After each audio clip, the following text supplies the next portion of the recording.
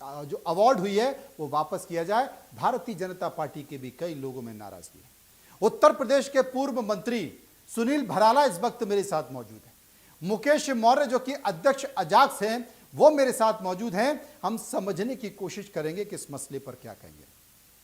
केंद्र सरकार में मंत्री सतीश दुबे अपनी नाराजगी व्यक्त कर चुके हैं। उन्होंने भारत सरकार से, मध्य प्रदेश की सरकार से मांग की है कि ऐसे व्यक्ति के खिलाफ सख्त कार्रवाई की जानी चाहिए। लेकिन सुनील भराला उनके इस बयान से काफी व्यथित और दुखी बताए जा रहे हैं। हम उनके पास चलेंगे और उनसे जानने की कोशिश करेंगे कि आखिर वो इस मसले पर क्या कहेंगे और जो संतोष वर्मा है इसे लेकर अब वो क्या करने जा रहे हैं। इसके साथ साथ मुकेश मौर्य जो कि अध्यक्ष अजाक्स हैं वो भी मेरे साथ जुड़ रहे हैं।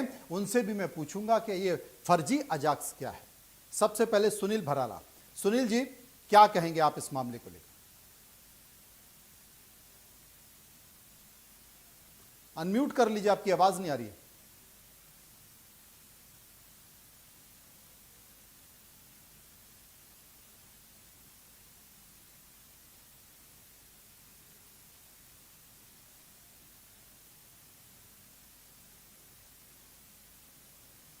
मुकेश जी, आप भी अनम्यूट कर लीजिए।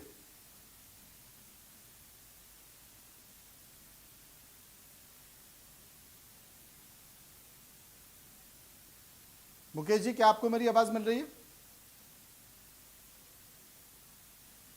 मनोज जी, आवाज आ रही है तो? हाँ सुनील जी, आपकी आवाज आ रही है। बताइए क्या कहना चाहेंगे जी। मनोज जी, पहले तो मैं आपको इस बात को, क्योंकि आपने बहुत मजबूताई से इस बात को उठाने में आपने वो किया, और एक भ्रष्ट अफसर, और मतलब भ्रष्ट ही नहीं, जिसकी तुच्छ मानसिकता है, और तो निश्चित रूप से एक महाअयास कहा जाए तो वो भी शब्द छोटा है इसके।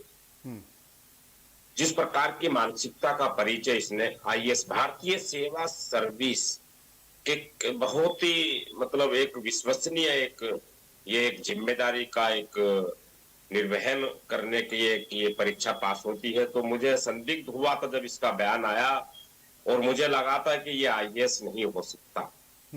और ये आईएएस नहीं हो सकता। जब मैं इसका पहली बार बयान सुना, इसने कहा कि ब्राह्मण की बेटी मुझे दान करो और मेरे बेटे से संबंध बनवाओ, तब तक ये आरक्षण जारी रहेगा, रहना चाहिए।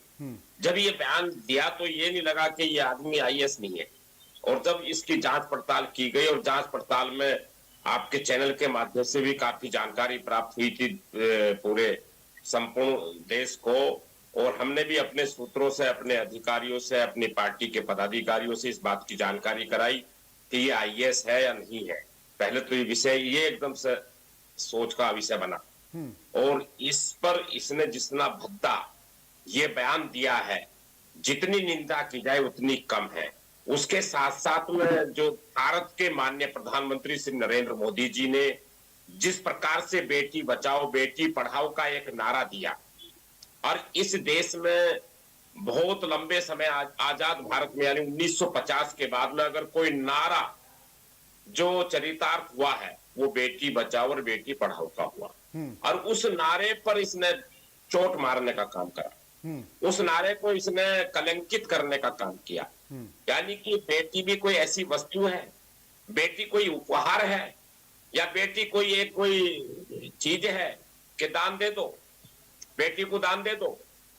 बेटी का महामूर्ख कन्यादान होता है। मैं संतोष वर्मा तुमसे कहना चाहता हूं इस बात को, फर्जी आईएएस, मैं तुमसे कहना चाहता हूं इस बात को कि बेटी दान नहीं दी, बेटी के कन्यादान होते हैं, ये हमारे 16 संस्कारों का एक संस्कार है। और जिस ब्राह्मण को तुमने कहा वो ब्राह्मण सनातन का रखवाला है, वो अपने हिंदुओं का रखवाला, हिंदुत्व को वो जीवित रखता है। तुमने समस्त हिंदू समाज पर चोट मारी है ये इसने। मुझे बहुत आक्रोश से, मैं बहुत गुस्से में हूं इस बात को लेकर के। करने क्या वाले हैं? गुस्से से क्या, कुछ करने वाले हैं? सरकार तो आप ही की है दोनों जगह, दिल्ली में भी और मध्य प्रदेश में भी।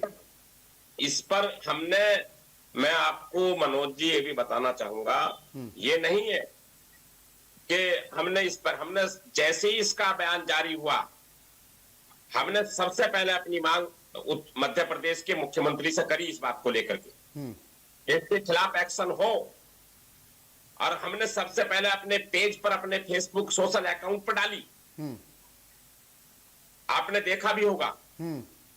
उसी समय हमने रात्रि में ही डाल दी थी, जैसे इसी में जानकारी में आया इसका बयान, एकदम उसी दिन जब इसने बयान दिया उसके 2 घंटे बाद डाली। और हमने मांग करी इस पर कार्रवाई, और कार्रवाई ये नहीं कि इस पर नोटिस जारी हो, कार्रवाई ये नहीं कि इस पर इसे निलंबित किया जाए, कार्रवाई ये होगी कि जेल जाए। और इसके जहां जहां ये रहा है, जहां जहां पोस्टेड रहा है, इसकी सारी जानकारी करी जाए, क्योंकि इसकी मानसिकता का पता इस बात से लगता है कि नौकरानी से लेकर के एक गरीब, एक शरीफ बच्चों के साथ यौन शोषण तक इसने करे। ये जानकारी प्राप्त हुई। 851 मुकदमा अपराध संख्या इंदौर में पंजीकृत हुए, ये जानकारी प्राप्त हुई। और ये इसकी डीपीआर कैसे बनी इसकी, वो ये बड़ा सवाल है कि डीपीसी कैसे बनी। लेकिन यहाँ पर संतोष वर्मा, सुनील भराला जी, संतोष वर्मा, ये चिंता का विषय है इस बात को लेकर के भी जी। संतोष वर्मा ने एक फर्जीवाड़ा नहीं किया है। संतोष वर्मा ने एक फर्जीवाड़ा नहीं किया है। मध्य प्रदेश में एक संगठन है, देश में एक संगठन है जिसका नाम है अजाक्स। वो अनुसूचित जाति जनजाति के जितने भी सरकारी अधिकारी कर्मचारी उनका संगठन है। अब हमारे साथ हमें किसी ने कहा कि साहब मुकेश मौर्य उसके अध्यक्ष है। हमने कहा भाई मुकेश मौर्य अध्यक्ष कहाँ से हैं? संतोष वर्मा तो खुद अपने आप को अध्यक्ष बनाता है। तो हमने कहा मुकेश मौर्य से ही पूछ लिया जाएगा। मुकेश मौर्य इस वक्त हमारे साथ जुड़े हैं। मुकेश मौर्य जी, फर्जी आईएएस तो लोग इनको कह रहे थे, क्या ये फर्जी अदाक्स के अध्यक्ष भी बन गए हैं क्या? और ये अगर बन गए तो कैसे बने, जरा बता दीजिए। वर्तमान में जिस प्रकार का जो अभी हमने प्रिंट मीडिया और इलेक्ट्रॉनिक मीडिया के माध्यम से देखा कि श्री संतोष वर्मा जी को प्रांताध्यक्ष के रूप में परोसा जा रहा है, और जिन्होंने इनको अभी वर्तमान में 23 नवंबर 2025 को भोपाल में अंबेडकर मैदान में जो कार्यक्रम हुआ था, इसमें सेवानिवृत्त अधिकारी JN कंसोटिया जी ने जो आम सभा बुलाई थी, मैं पहले तो ये पूछना चाहता हूँ पूर्व पदाधिकारियों से कि उन्होंने किस अधिकार से ये आम सभा बुलाई और किस अधिकार से इनको प्रांताध्यक्ष बनाया। यही बहुत बड़ा प्रश्न है पहले तो।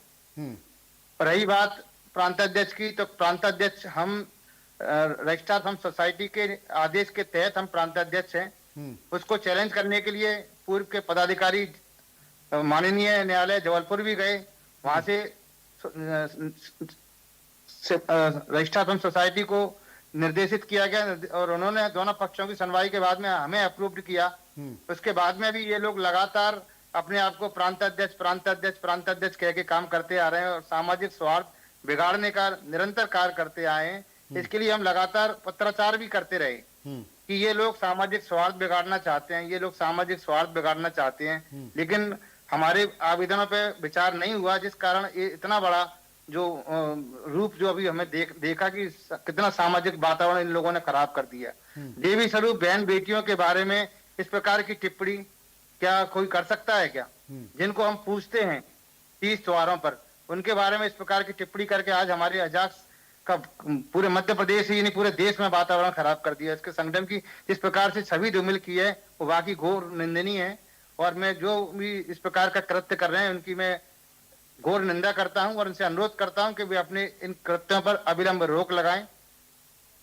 जी केशव मौर्य जी, क्या आप सरकार से भी मांग करेंगे कि इनके जितने भी काले कारनामे हैं, जिसमें वो काले कारनामे तो हैं, सबसे बड़ी बात है कि 30 तारीख को अगली सुनवाई। अभी तक एक तो क्या है सुनील भराला जी, इस देश की जो सबसे बड़ा दुर्भाग्य है ना, तारीख पर तारीख, एक एजेंसी फिर दूसरी एजेंसी, फिर सरकार की फाइलें दबाए। इस जैसे अधिकारी ये रिटायर हो जाएंगे, ये फर्जी आईएएस अधिकारी असली आईएएस अधिकारी बनकर शासन की व्यवस्थाओं का, मकान का, गाड़ियों का, सारी चीज़ों का दुरुपयोग करते हुए रिटायर हो जाएंगे। तब तक सरकार फैसला नहीं ले पाएगी। ये सबसे बड़ा दुर्भाग्य है। तो केशव मौर्य जी, क्या आप सरकार से मांग करते हैं कि तत्काल इनके खिलाफ गंभीर कार्रवाई की जाए? जी, हम लोग इस संदर्भ में लगातार लिखापढ़ी करने में लगे हुए हैं और इन लोगों को एक्सपोज तो हो ही गए हैं सभी के सामने। इनकी मानसिकता, इन लोगों के किस प्रकार की मानसिकता है अपने बहन बेटियों के बारे में, ये सारी चीजें सब जनता के और सभी समाज के सामने आ चुकी हैं। और जो भी हमसे बन सकेगा हम लोग है ना लगातार अपने, क्योंकि ये लोग बड़े ओहदे पर हैं तो अपने पावर का मिसयूज करते हुए इस प्रकार का कृत्य कर रहे हैं। और जब उनसे कुछ नहीं बना तो उन्होंने इस प्रकार का एक बहन बेटियों के बारे में अनर्गल शब्दों का प्रयोग करके पूरे मध्य प्रदेश में हमारे आजाद संगठन की छवि धूमिल कर दी। ये वाकई में हमारे लिए बड़ी पीड़ादायक है और हमारी जो जिस समाज के बारे में इन्होंने जो वक्तव्य दिया है वो समाज भी बहुत ही आहत उनको पहुंचा। इसके लिए भी हमें बड़ा दुख और बहुत ही बुरा लग रहा है कि इस प्रकार के शब्दों का एक वरिष्ठ अधिकारी कैसे प्रयोग कर सकता है। और इस संदर्भ में हम जो भी हमसे कार्रवाई होगी हम करेंगे, हम सब लोग। अब मैं पूछना चाहता हूं सुनील भराला जी से। सुनील भराला जी, एक सवाल मैं आपसे पूछना चाहता हूं, बड़ा महत्वपूर्ण सवाल है। मध्य प्रदेश में आपकी सरकार है, बीजेपी की सरकार है, देश में आपकी सरकार है, बीजेपी की सरकार है, केंद्र में नरेंद्र मोदी साहब हैं, जिनका सबसे पहला उद्देश्य जो है वो पहला उद्देश्य ही है कि साहब महिलाओं की रक्षा करना, बेटियों की रक्षा करना। अगर बावजूद इस तरह का बयान दिया जाता है तो उस बयान को आप कैसे देख रहे हैं? नंबर एक। नंबर दूसरी चीज़ जो मैं आपसे पूछ रहा हूं, जो सबसे बड़ा महत्वपूर्ण है, केंद्र सरकार में जितेंद्र सिंह प्रधानमंत्री कार्यालय में राज्य मंत्री हैं, डीओपीटी मिनिस्टर हैं, उनके अंडर ये विभाग आता है। क्या आप उनके पास ये तमाम तथ्य और पेपर लेकर जाएंगे और उनसे कहेंगे कि इसकी जांच कराई जाए, सीबीआई से जांच कराई जाए, डीओपीटी इसमें गंभीर एक्शन ले? क्योंकि देखो निलंबित तो हो गया संतोष वर्मा का निलंबन, जो कारण बताओ नोटिस हमारे कार्यक्रम के बाद, इंडिया न्यूज की खबर के बाद, तथ्यों के बाद पेपर में हमने दिखाया।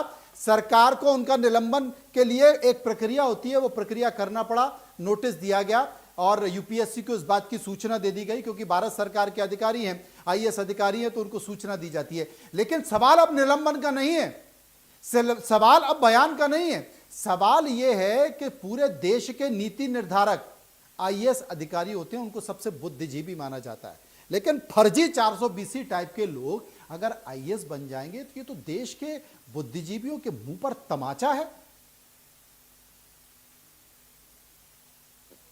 सुनील जी। मनोज जी, ये जो बात आपने और जो प्रश्न आपने किया है ये तो बड़े सवाल ही आपके, लेकिन मैं दूसरी बात भी और कहना चाहूंगा, क्योंकि मेरी बात उस पहले सत्र में पूरी नहीं हो पाई थी। आज जब भारत में संविधान लिखा गया और भारत के संविधान के जो रचयिता थे हमारे डॉक्टर भीमराव अंबेडकर जी, जिन्होंने इस देश में उस गरीब वर्ग को, उस दलित समाज को और जो पीड़ित वर्ग था उसको उठाने की बात करी थी कि उसको आरक्षण देकर के उस व्यवस्था से उनका जीवन स्तर ऊंचा हो, वे हमारे समकक्ष आए, सबके वे भी लोग ऊपर आए। इसके बयान से, आज संतोष वर्मा के बयान से जिस प्रकार से इन आरक्षण पर भी एक दाग लगाया है, आज उनकी भी आत्मा रो रही है। डॉक्टर भीमराव अंबेडकर जी के ऐसे निष्कृष्ट लोग जो हैं, ऐसे मतलब इनको किन शब्दों में कहे हम कि जिन आरक्षण से लेकर के जो वो बने हैं, आज उनकी आत्मा रो रही है कि इस प्रकार की मानसिकता के लोग उस आरक्षण को लेकर के उसका दुरुपयोग कर रहे हैं। ये भी कहने में कोई संकोच नहीं है मुझे आज इस बात को लेकर के, जो मानसिकता को परिचय दिया है उसे आरक्षण को, तो ये इनके अधिकार क्षेत्र का था, ये तो संविधान है, गरीब के लिए आरक्षण की आवश्यकता है। लेकिन इस मानसिकता से इसने बयान देकर के पूरे देश की बहन बेटियों की इज्जत को लगाया है, दांव पे लगाया है, उसकी श्रद्धा को उसने चोट पहुंचाई है, नारी शक्ति का अपमान किया है। ये अपमान ऐसा नहीं है कि सामान्य बात हुई है ये, और ये किस षड्यंत्र के तहत हुई है, ये कौन है इसके पीछे, ये किसका दिमाग है, ये विदेशी शक्तियों का दिमाग कहीं उपयोग कर रहा है कि इसका कहीं मोटी फंडिंग तो नहीं ली है इसने इस बात को कहने के लिए। ये बहुत सारे जांच के विषय है इसको लेकर के, इस बयान को लेकर के। ये समाज को तोड़ने का बयान है, समाज को ये मतलब जो आज बंधा हुआ अपना हिंदू समाज है, जो सनातन है, उस पर भी चोट मारने का काम किया है उसने। तो इसमें कई बिंदु ऐसे उभर के आते हैं जिनकी जांच की आवश्यकता लगी है, और इनके लिए हमने पत्र भी लिखा। आप अपनी इस डिबेट के बाद वो पत्र देखिएगा जो हमने पत्र भेजा आज सुबह मध्य प्रदेश के मुख्यमंत्री जी को। और इसमें हम तुम्हें एक बात और बताना चाहेंगे कि हम भारत के माननीय प्रधानमंत्री श्री नरेंद्र मोदी जी से भी इस बात पर उनको पूरा अवगत कराएंगे और मिलेंगे भी उनसे हम इस विषय को लेकर के। ऐसे व्यक्ति की पूरी जांच पड़ताल होनी चाहिए, ऐसे व्यक्ति की ही नहीं, इस प्रकार के जो अधिकारी देश के अंदर काम कर रहे हैं इस मानसिकता को लेकर के, जो पूरे भारत में आज ब्राह्मणों को टारगेट बनाने की कोशिश कर रहे हैं, वो ब्राह्मणों को टारगेट नहीं कर रहे हैं, वो सनातन हिंदू को टारगेट कर रहे हैं। ये हिंदू समाज को तोड़ने का काम कर रहे हैं। ये भारत की अस्मिता पर चोट मारने का काम कर रहे हैं ये लोग। ये बड़ी बात है। और सबसे बड़ी बात है जिसका जिक्र मुकेश मौर्य कर रहे थे। मुकेश मौर्य जी, मैं आपको बताना चाहता हूं कि जब राजगढ़ में ये वहां पर मौजूद थे, तैनात थे, उस वक्त राजगढ़ कलेक्टर, तत्कालीन कलेक्टर JN कंसोटिया थे, और उस वक्त भी वहां पर इन पर गंभीर भ्रष्टाचार के आरोप लगे थे। वहां पर ये धंधा पानी करते थे। और उसके बाद कंसोटिया जी ने बतौर कलेक्टर रहते हुए इनके मामले को रफा दफा कर दिया। वो गठजोड़ जो अब दिखाई दे रहा है, आपने बताया कि साहब कंसोटिया जी ने इनको जो है नियुक्त कर दिया, जो खुद सेवानिवृत्त हो चुके हैं। सेवानिवृत्त व्यक्ति तो मुझे लगता है कि अजाक्स का प्रमुख हो नहीं सकता। मुकेश मौर्य जी, बिल्कुल नहीं हो सकता। तो कैसे बने हुए? बिल्कुल नहीं हो सकता। नहीं, अब ये तो जांच का विषय है, और ये तो आपने देख ही लिया कि उनका उद्देश्य ये था कि कैसे भी करके वातावरण खराब करना, और वातावरण खराब करके अजाक्स की साख को खत्म करना। क्योंकि रिटायरमेंट के बाद वो नहीं चाहते कि अजाक्स का दूसरा कोई व्यक्ति नेतृत्व कर सके, है ना। ये उनका मूल उद्देश्य था। इसी प्रकार इन लोगों ने इस प्रकार का भड़काऊ भाषण दे के नहीं, माता बहनों के बारे में गलत टिप्पणी करके आज हमारे अजाक्स की जिस प्रकार से कलंकित किया है, ये बहुत ही दुखद है। ये होती है सांप्रदायिक सौहार्द। देखिए साहब, दलित वर्ग से मुकेश मौर्य भी आते हैं, जो कि अध्यक्ष है। वो कह रहे हैं कि किसी भी माता, कोई किसी भी समाज की माता बेटी हो, उसके बारे में इस तरह की बात नहीं होनी चाहिए, चाहे वो आदिवासी समाज हो, दलित समाज हो या समर्थ समाज हो। लेकिन कुछ खास मानसिकता के लोग जो समाज में विद्वेष पैदा करना चाहते हैं, वो किसी खास उद्देश्य के लिए ऐसा कर रहे हैं। और मुझे लगता है कि उत्तर प्रदेश के पूर्व मंत्री सुनील भराला इस पूरे मामले को देश के प्रधानमंत्री नरेंद्र मोदी के पास लेकर जाएंगे, और उसके बाद इस पूरे मामले की CBI जांच भी कराएंगे। क्योंकि इस देश में अगर इस तरह से फर्जीवाड़े से लोग IAS अधिकारी बनते हैं, तो मुझे लगता है कि शायद जो लोग मेहनत करके बनते हैं, जो काम करके IAS अवार्ड जिन्हें होती है, या IAS में UPSC में सिलेक्ट होकर आते हैं, कहीं ना कहीं उनके साथ धोखा है, और देश के साथ भी धोखा है। बहुत बहुत शुक्रिया करेंगे सुनील भराला जी का। शुक्रिया हम करेंगे मुकेश मौर्य का, जो कि अध्यक्ष अजाक्स के हमारे साथ बने हुए थे चर्चा में। फिलहाल मुद्दे की बात में इतना ही। बाकी खबरों के लिए आप चलते रहिए इंडिया न्यूज के साथ। इजाजत।